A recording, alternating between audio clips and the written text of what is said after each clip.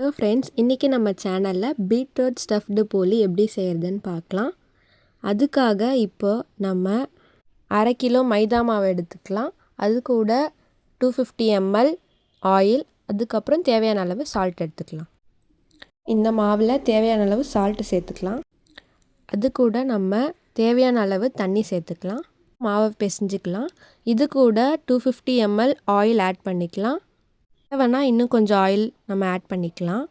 4 ஹவர்ஸ்க்கு மேரினேட் பண்ணிக்கலாம்.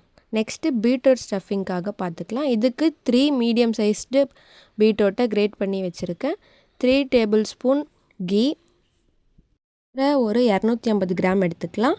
காசி ஆற வச்ச பால் 1 டம்ளர், அது கூட 4 ஏலக்காய் எடுத்துக்கலாம். ஸ்டஃபிங் செய்கிறதுக்கு ஒரு பேனில் கீ ஆட் பண்ணிக்கலாம். கூட நம்ம துருகி வச்சுருக்க பீட்ரூட்டை சேர்த்துக்கலாம். பீட்ரூட் பச்சை ஸ்மெல் போகிற வரைக்கும் நம்ம இதை நல்லா வதக்கிக்கலாம். பச்சை ஸ்மெல் போகினதுக்கப்புறம் இது கூட நம்ம காசி ஆற வச்சுருக்க பாலை சேர்த்துக்கலாம். பீட்ரூட் நல்லா வெந்ததுக்கப்புறம் இப்போ நம்ம எடுத்து வச்சுருக்க சுகரை ஆட் பண்ணிக்கலாம். போட்டிருக்க சுகர் ஆகி திக்காக வர வரைக்கும் நம்ம அதை நல்லா வதக்கிக்கலாம். இப்போது நம்ம ஏலக்காய் பவுடர் ஆட் பண்ணிக்கலாம். கூட நெய்யும் ஆட் பண்ணிக்கலாம். பீட்ரூட் நல்லா திக்கானதுக்கப்புறம் இதை இறக்கி ஆற வச்சிடலாம். வச்ச மாவு 4 ஹவர்ஸ் நல்லா ஊறி சாஃப்டாக இந்த பதத்துக்கு வந்துடுச்சு. இப்போ நம்ம செஞ்சு வச்ச பீட்ரூட் ஸ்டஃபிங் எடுத்து நல்லா பால் மாதிரி பண்ணி வச்சுக்கலாம்.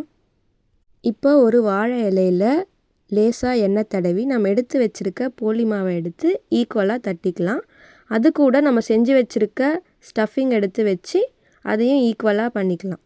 இப்போ ஒரு பேனில் நமக்கு இந்த போலி செய்கிறதுக்கு தேவையான ஆயில் இல்லைனா கீ கூட சேர்த்துக்கலாம். சேர்த்துட்டு நம்ம செஞ்சு வச்சுருக்க போலியை பேனில் போட்டுடலாம். 2 சைடும் கோல்டன் ப்ரௌன் கலர் வர வரைக்கும் நல்லா அதை ரோஸ்ட் பண்ணி எடுத்து வச்சுக்கலாம். இப்போ நம்மளோட பீட்ரூட் ஸ்டஃப்டு போலி சூப்பராக ரெடி ஆகிடுச்சு. இதே மாதிரி நிறைய வீடியோஸ்க்கு நம்ம சேனலை சப்ஸ்கிரைப் பண்ணுங்கள். தேங்க்ஸ் ஃபார் வாட்சிங்.